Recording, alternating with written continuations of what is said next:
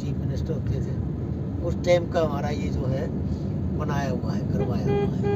तो देखो जी, ये सारा रीसेटलमेंट कॉलोनी है, इनके अंदर ना कुछ हो रहा है, ना और है, ना पानी है, ना पात में, सब डेवलप हो रहा है एरिया। और इसमें अनऑथराइज कॉलोनी बन रही है, जो बनाने के टाइम पे जो बना देते हैं, फिर उसके बाद इन्हें ढा देते हैं लोग। ये रखना है, ये इधर जो ना ये पूरा ये एग्रीकल्चर का सारा मामला है। आगे ये हमारे अपने खेत हैं, अपने खेत को दिखा देता हूँ आज आपको बहुत बेहतरीन तरीके से। ये फ्लड कंट्रोल से मैंने बनवाया था ये रोड। ये जो बना हुआ है पक्का रोड, ये कच्ची कच्चा रोड था, तब ये मैंने फ्लड कंट्रोल वालों से मिल करके तब जा करके ये पूरा इसका वो किया था, इसकी रोड का। खेती से भी जुड़े हुए हैं? खेती से तो मैं पुराना जुड़ा हुआ, मैंने ट्रैक्टर चलाता था अपना, DT 14 ट्रैक्टर हुआ करता था, बहुत पुराना। बेलारूस और ये होते थे DT 14, तो उस टाइम पर मैंने DT 14 ट्रैक्टर खूब चलाया दबा के। आगे आगे भाई, आगे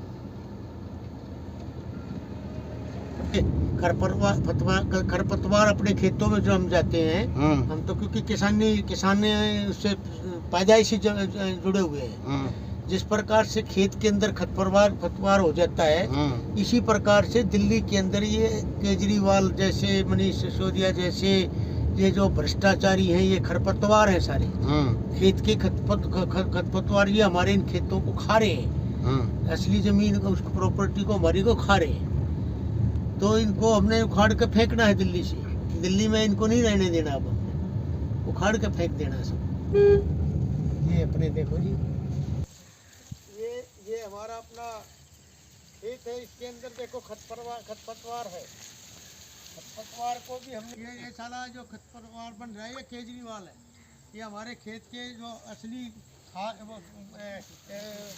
खेत की उपज है, उसको ये खराब कर देता है। तो इनको हमने उखाड़ कर फेंकना है, छोड़ना नहीं है किसी को। ये हमारा अपना एग्रीकल्चर का फार्म है। ये हमने केले का पेड़, केला लगा रखे हैं यहाँ। हम केला भी अपने यहीं उगा कर यहीं वो दे देते हैं। देखो ये देखो, मैं केजरीवाल खरपतवार, और दिल्ली में केजरीवाल। खरपतवार को के से दिल्ली के अंदर केजरीवाल, के केजरीवाल, और इनको हमने उखाड़ के फेंकना है। रुपया 8,000 रुपये लगा दिए इस पे। खरपतवार है तीनों इधर आ भाई, खेत में सब खरपतवार, ये सब निकालना पड़ता है खेत में।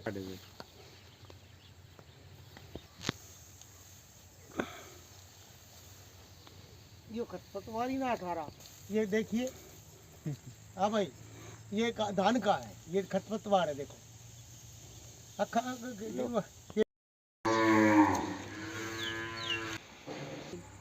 टूट जाएगी, गाय को खिला दूंगा।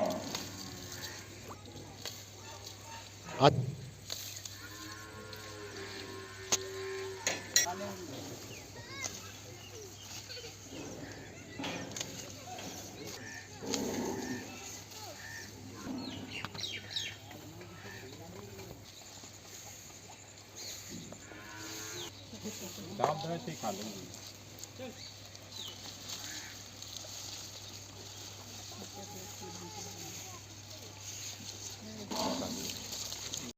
उगले हीरे मोती, ये मेरे देश की धरती, सोना उगले उगले हीरे मोती, ये है मेरे देश की धरती। नमस्कार दोस्तों, मैं टैलेंट अभिनय रोहतास सिंह योगी आज आपको लेकर है नरला विधानसभा क्षेत्र के अंदर, और मैं इस समय मौजूद हूँ वीर सिंह राणा जी के पास, साथ में जो नरला विधानसभा क्षेत्र से एक किसान भी हैं, समाज सेवी भी हैं, और उसके साथ साथ में भारतीय जनता पार्टी के कर्मठ कार्यकर्ता भी हैं।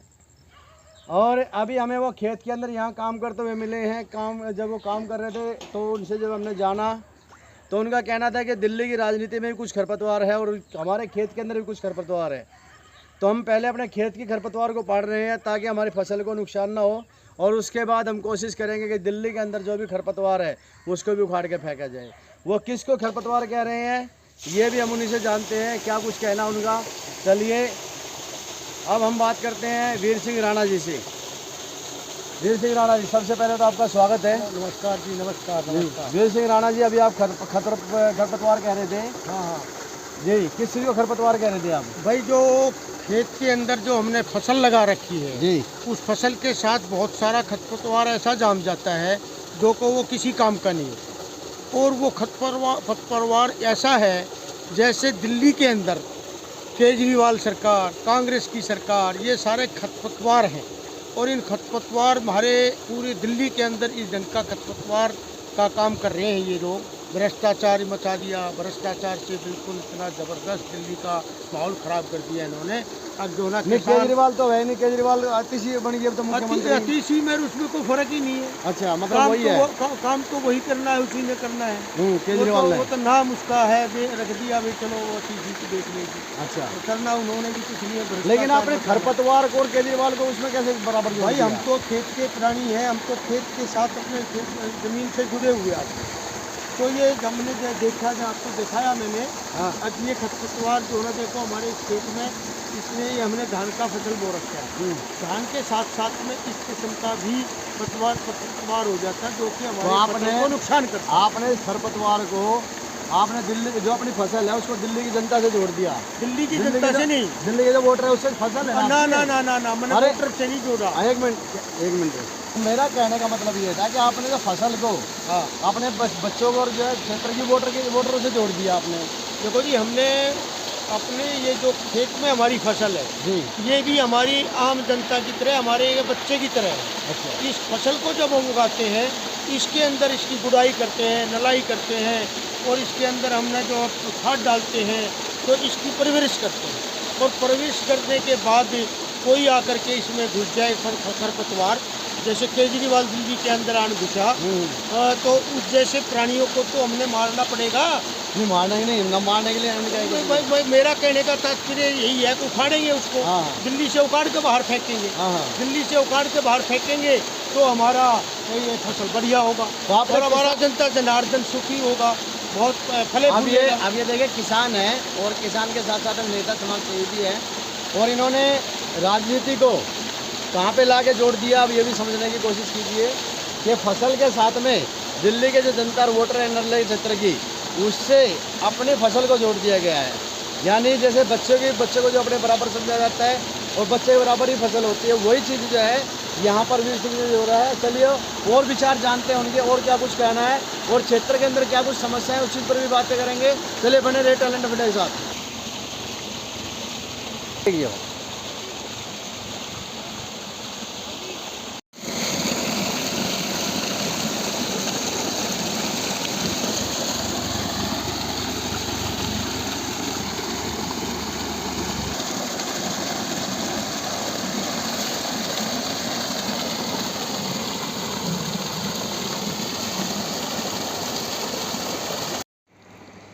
कितना प्यार करते हैं हम इससे, देखो।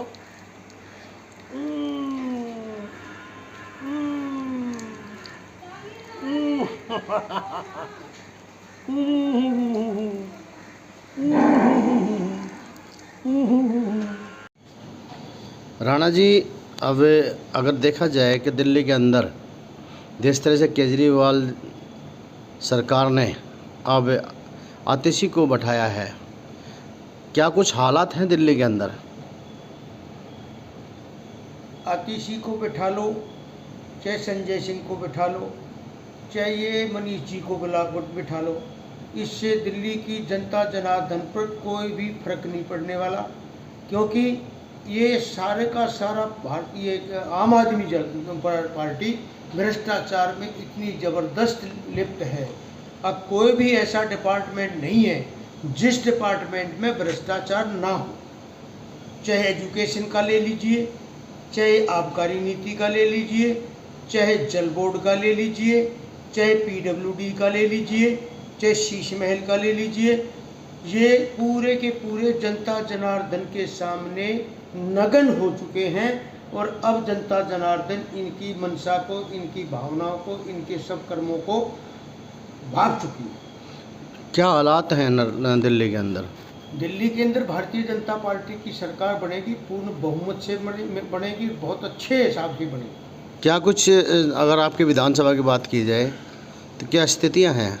देखिए, मैं आपको अपने पूरे नरला विधानसभा के हर एक गांव और गली कूचे से वाकिफ हूँ। मैं आपको स्टार्टिंग में लेता हूँ नरेला गांव से, नरेला सिटी से। नरेला सिटी में मामूरपुर गांव, पाना पपोसियान, पाना उद्यान, झंडा चौक या मनसा देवी रोड, आप या रामदेव चौक की तरफ आप किधर भी निकल जाइएगा, सारे के सारे रोड टूटे पड़े हैं।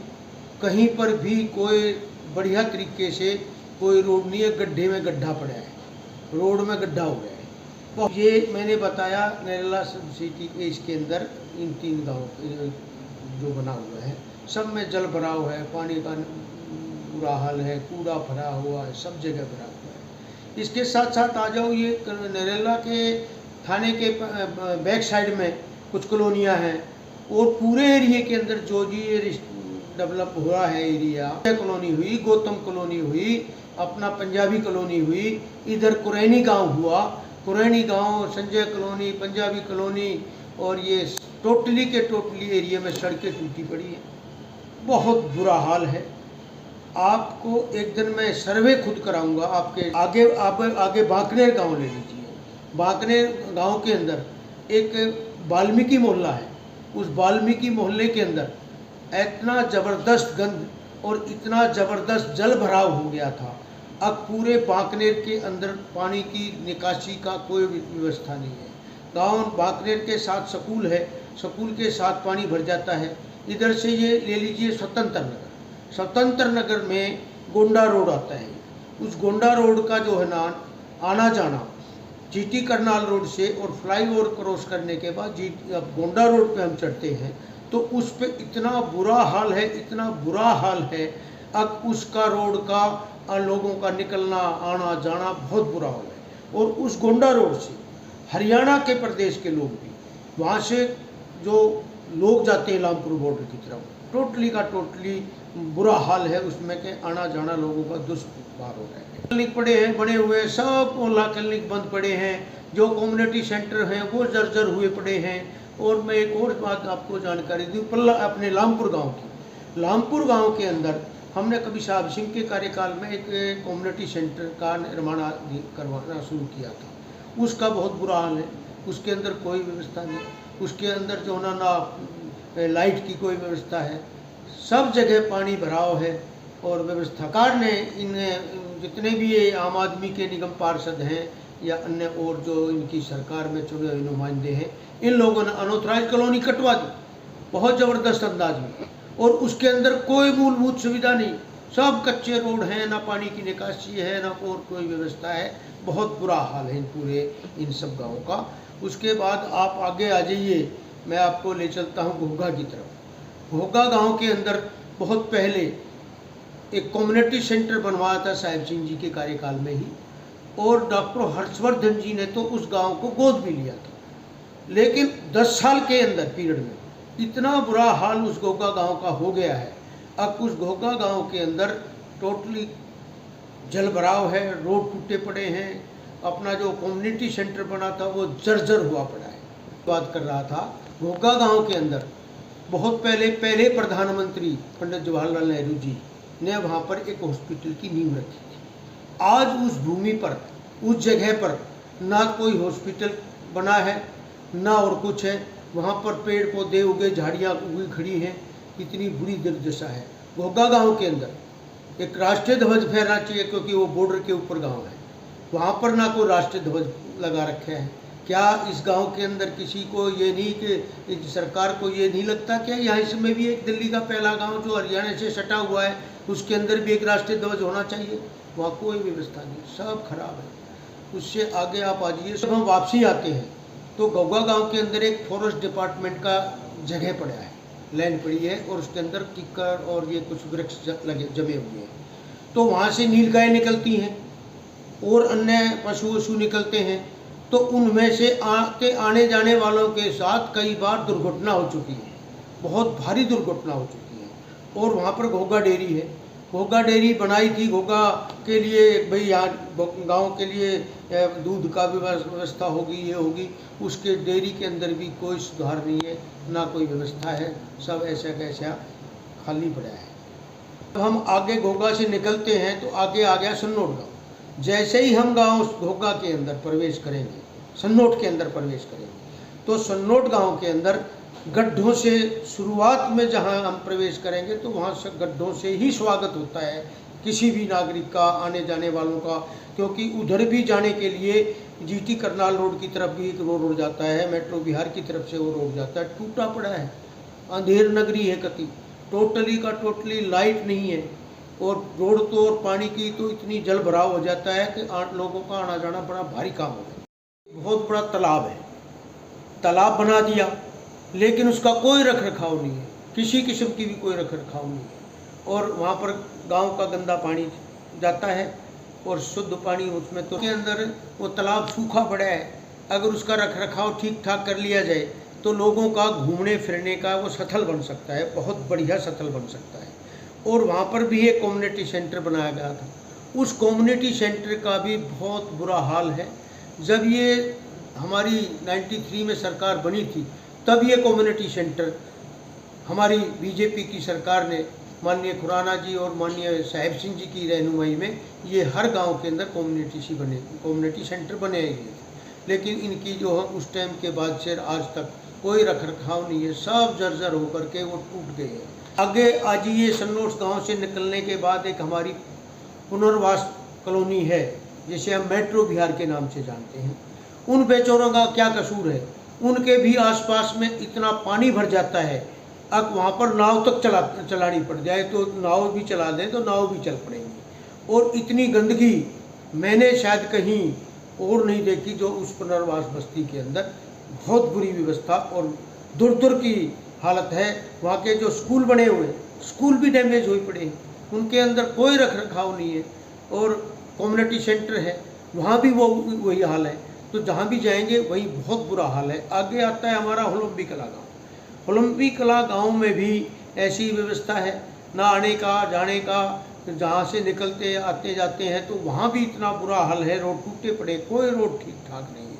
आगे आते हैं होलम्बी खुर्द में, हम होलम्बी खुर्द की भी दुर्दशा है, जबकि वहाँ से एक UR2 अभी बहुत पहले अपने नितिन गडकरी साहब ने उसी गांव से होता हुआ UR2 निकलेगा, वो बहुत सुंदर और बढ़िया नितिन गडकरी की रहनुमाई में वो UR2 बनने लग रहे हैं। वो सीधा जीटी करनाल रोड से और सीधा द्वारका निकलेगा जाकर के, उसको सुंदरता के साथ गडकरी साहब ने बनाया है, बहुत अच्छी तरह से बन रहा है। वो डेवलप अभी हो जाएगा, उसका कुछ टाइम लगेगा, उसमें उसका उद्घाटन अभी नहीं हुआ है, लेकिन अभी वो उसका कंस्ट्रक्शन वगैरह चल रहा है।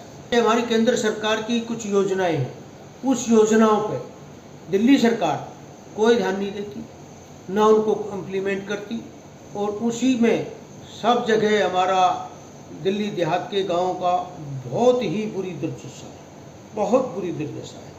आगे हम बढ़ते हैं अपना नया बांस गांव की, नए गांव में भी यही स्थिति है, उसके साथ भी एक पुनर्वास बस्ती मेट्रो बिहार के जैसी लगती है, उसका भी बहुत बुरा हाल है। अब आगे हम बढ़ेंगे खेड़ा खुर्द गाँव के अंदर। खेड़ा खुर्द गाँव के अंदर एक बहुत बड़ा चौक है, उस चौक की बहुत बुरी हालत है, आने जाने की व्यवस्था नहीं है, रोड स्कूल के साथ में बना हुआ है, इतना बुरा हाल है हमारे ग्रामीण क्षेत्र का, आप उसका कोई सुधार नहीं है। कभी एक बार कभी बना होगा वो मेन रास्ता, आज तक उस पर कोई भी रख रखाव नहीं हुआ है। जब हमारी दिल्ली सरकार थी, भारतीय जनता पार्टी 93 में बनी थी, तब जो कार्य हुए थे तभी हुए थे, उसके बाद कोई किसी गांव में कोई काम नहीं हुआ। अब खेड़ाकरा गांव में, खेड़ाकरा गांव का तो हमारा अपना खुद का निकास जो है ना, हमारे पूर्वजों का निकास, क्योंकि खेड़ा कला से हमारे 8 गांव निकले थे और 8 गांव का अलग अलग गांव में बसा दिए थे हमारे बुजुर्गों ने। तो उस गांव की मैं दुर्दशा देखता हूं तो हमें ये होता है कि हमारे पुराने गांव के अंदर कितना बुरा हाल है खेड़ा कला का। स्कूल के सामने पानी भर जाता है, वहीं पर विधायक जी हैं जसवंत राणा जी कांग्रेस पार्टी के, उसका भी घर उन्हीं के साथ में पड़ता है। बहुत बुरा हाल खेड़ा खुर्द का है।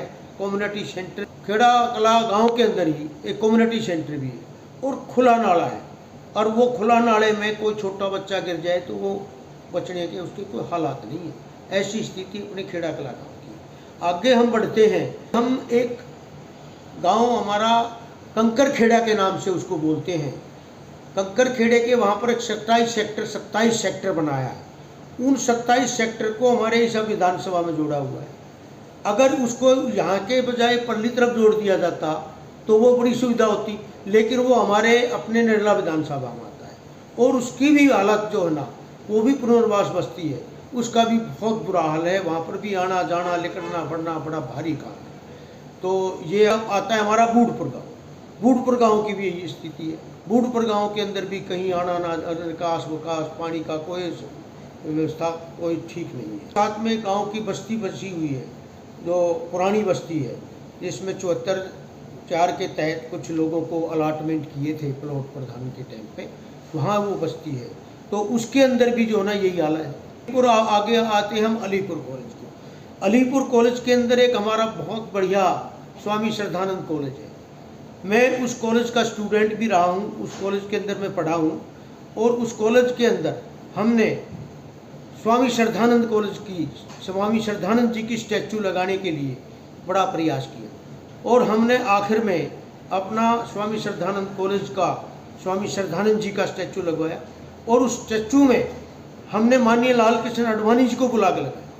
और मैं आपको ये बताऊंगा माननीय जी, अब जब हमने इसको लगाया तो उस टाइम पे केंद्रीय मंत्री भारत सरकार HKL भगत होते थे और इस कॉलेज की गवर्निंग बॉडी के चेयरमैन मुख्तार सिंह जी हुआ करते थे। इन्होंने और कॉलेज के पूरी मैनेजमेंट ने हमारा इसका बहिष्कार किया कि यहाँ पर हम स्टैचू नहीं लगने देंगे, लेकिन हमने रात के 12 बजे उस स्टैचू को लगाया और स्टैचू को लगाया गए और हमने सुबह माननीय लाल कृष्ण आडवाणी को बुला करके 1986 में उसका अनावरण कराया। और फिर हम आगे आते हैं गांव के अंदर, अलीपुर गांव के अंदर। अलीपुर गांव की नाले की बहुत बुरी हाल है। अलीपुर गांव की तो ऐसी दुर्दशा है अब कि चाहे फ्लड कंट्रोल के इंजीनियर हों, चाहे नगर निगम के इंजीनियर रहे हों, इन लोगों को इतना ही नहीं पता कि पानी की निकासी का ढलान किस साइड में होगा। तो वो पानी का ढलान घूम फिर के अलीपुर गांव के अंदर ही घूमता रहता है। उसका निकास की व्यवस्था ही इन्होंने ठीक ढंग से नाले के हिसाब से कहीं नहीं कर रखी, ना उसका पानी गांव का किसी नाले में निकलने का कोई व्यवस्था है। बहुत बुरा हाल है अलीपुर गांव का। पुराना गांव तो खेड़ा कलां था, लेकिन हमारा पूर्वजों ने आकर के अपने जिंदपुर गांव को बसाया और यहाँ पर हमारे पूरे गांव के लोग ही यहाँ के बसे। तो यहाँ पर भी 1.5 साल हो गया पूरा मेरे गांव, पूरे गांव का रोड टूटा पड़ा था, सब कुछ वो था, नाले की व्यवस्था नहीं थी, पानी जल भराव था। और माननीय जी मैं आपको बताऊं, चुनावी दौर था जब माननीय अपने योगेंद्र चंदोलिया जी का, तो हमने प्रयास किया, अथक प्रयास किया कि अपने गांव के अंदर किसी तरह से चंदोलिया जी को भी दौरा कराएंगे। जिंदपुर गांव के अंदर जैसे खड्डे खोद दिए, नाली तोड़ दिया, पानी का भरा हो गया, कोई भी आने जाने की वाहन की क्या आम आदमी भी नहीं निकल पाता था। और इसके अंदर ये था चुनावी दौर में अब हमारे मेंबर पार्लियामेंट जो बने माननीय योगेंद्र चंदोलिया जी को, अब ये किसी तरह से ये कहीं प्रचार तंत्र को अपने प्रचार के माध्यम से कहीं गाँव में ना घूमे। सरकार की ये सोच थी केजरी जी की, अब कहीं पर भी ये पार्लियामेंट मेंबर जो दिल्ली के चुनाव प्रचार करने जाएं तो ये अच्छी तरह से अपने पूरे प्रचार तंत्र को नहीं कर पाए। इस वजह से हमारे पूरे क्षेत्र के अंदर सब जगह रोड खुदवा दिए, तोड़ कर दिया, फोड़ कर दिया, सब बुरा हाल इन लोगों ने किया। उसके बावजूद भी दिल्ली की जनता इतनी समझदार और कहूँगा मैं, अब उन्होंने भारी बहुमत से हमारी 7 सीट पार्लियामेंट की दिल्ली की हम भारतीय जनता पार्टी की झोली में दी और कांग्रेस और दोनों ये आम मिलने के बावजूद भी भारी बहुमत से हमारे योगेंद्र चंदोलिया जी यहाँ से जीते और अन्य हमारे 6 मेंबर पार्लियामेंट भी भारी बहुमत से जीते। जिंदपुर से निकलने के बाद आता है कुशक गाँव। कुशक गाँव की भी यही स्थिति है, बहुत बुरा हाल है। आगे हिरणकी गाँव आ गया, हिरणकी का एक नाला बन रहा है। मैं आपको बता दूं, पल्ला गांव की तरफ से एक नाले का निकास हो रहा है, वो हमने योगेंद्र चंदोलिया जी को और आपको भी एक बार दिखाया था जब चंदोलिया जी आए थे। तो हिरणकी गांव, मोहनपुर गांव, रमजानपुर गांव, आगे बख्तारपुर गांव, इन सभी गांवों का पानी का निकास कहीं पर नहीं है। जहाँ से भी जाएंगे वो गांव के अंदर ही घूम फिर के गांव के अंदर में जाएगा या कहीं गांव के लोगों के खेतों में भर जाता है। फ्लड कंट्रोल वालों ने या ये रोड बनाए, उन रोड तो वो तो बना दिए नाले, लेकिन उनकी पानी का निकास सही ढंग से ना हो करके उल्टा पानी जो ना गाँव की तरफ ही घुस जाता है। जब ये बरसात हुआ, अब की बार तो भारी बारिश थी, गांव के पूरे गांव के अंदर पानी इतनी बुरी तरह से भर जाता था, अब इनका कहीं भी किसी तरह से भी विकास नहीं। PWD ने और अपने फ्लड कंट्रोल वालों ने नाले तो बनाने की व्यवस्था कर दी, लेकिन उन्होंने सही ढंग से कोई पानी की निकासी की व्यवस्था नहीं की। इस वजह से कहीं से भी पानी का निकास जो ना, ये पानी का निकास तो है ही नहीं। जगह जगह नाले टूटे पड़े हैं और उन टूटे हुए नालों में भी हमारे कई बार तो बच्चे डूब गए। एक बार तो मोहम्मदपुर रमजानपुर गांव में बिजली का शॉट लग करके एक व्यक्ति की मौत भी हो गई। इस तरीके से इन सभी गांवों की हमारी जो है ना, आगे झंगोला गांव है, तिगीपुर गांव है, पल्ला गांव है, सुंगरपुर गांव है, इन सभी गांव की यह हालत है। आगे हम आते हैं ताजपुर गांव की तरफ, ताजपुर गांव की भी यही व्यवस्था है, कोई ठीक नाला या समझता कोई नहीं थी, सब पे नाला चल रहा है। और आने वाले टाइम के अंदर मैं बताता हूँ जनाब आली, अगर यही वो रही और इनकी सरकार की सोच ही जो ना पैसे कमाने की और अपना भ्रष्टाचार करने की इसी सोच में लगे हुए हैं। और दूसरा, इनको ताजपुर गांव से हम आगे बकोली गांव आता है, हमीदपुर गांव आता है। हमीदपुर गांव की बहुत बुरी हालत है। आगे विधायक का जो गांव है, बकोली गांव जो विधायक जी का है, शरद चौहान जी का, उस गांव के अंदर भी कोई निकासी नहीं है, ना कोई रोड है, सब टूटा पड़ा है। आकर के आप देख सकते हैं, मुआयना कर सकते हैं। आगे सिंघू गांव के अंदर अभी हमारे माननीय योगेंद्र चंदोलिया जी ने चुनावी दौर में, हमने माननीय चंदोलिया जी को दिखाया, अब देखो जी ये कम्युनिटी सेंटर की क्या हाल है, इधर जो ना टर्मिनेशन उसकी क्या हालत है, शमशान भूमि की, नालों की क्या व्यवस्था है। और मैंने तो यहाँ तक कहा है योगेंद्र चंदोलिया जी को, अब चंदोलिया जी ये गांव पहला गांव है जो कि हरियाणा से स्टा हुआ है, इसको आप गोद लो। और माननीय योगेंद्र जी ने कहा कि मैं गोद क्या गांव को क्या लूँगा, गांव वाले ही मुझे गोद ले लें।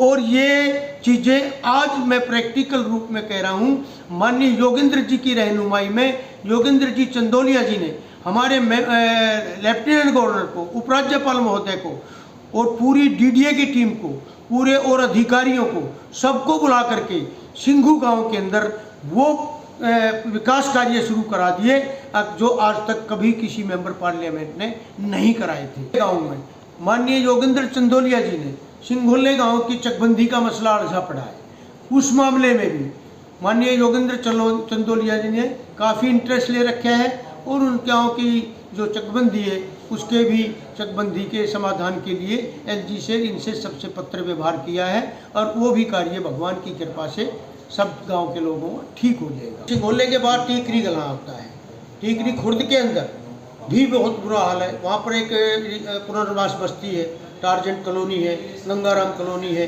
उनका भी बहुत बुरा हाल है। आगे आज ही हमारे ऐसे ही पुनर्वास बस्ती है, न्यायालय के अंदर सेक्टर 11 है, सेक्टर 5 है, सेक्टर 6 है, उन सब का बहुत बुरा हाल है।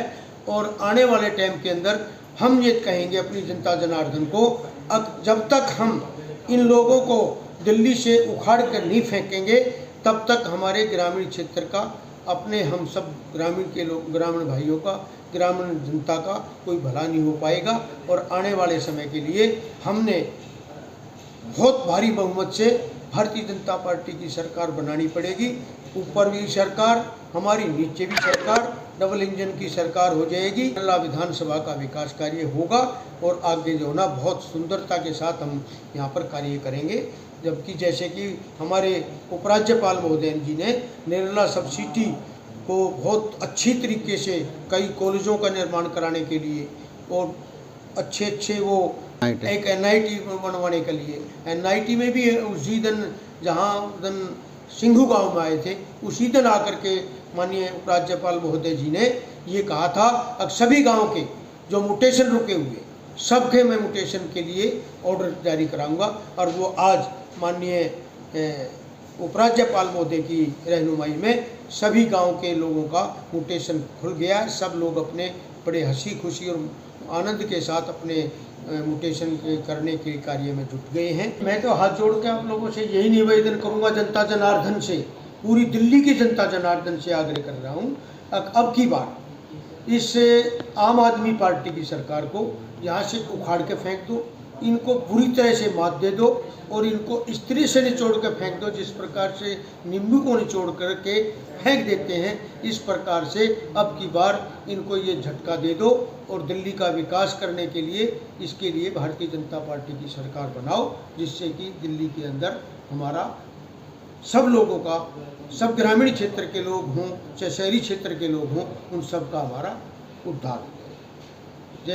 जय भारत। और आपका बहुत बहुत धन्यवाद योगी जी, आपने जो आकर के हमारे को यहाँ हमारी कुछ बात सुनी और मेरे जन क्षेत्र की, विधानसभा क्षेत्र की ये बातें, सारी दुख भरी बातें आज मेरे से शेयर की।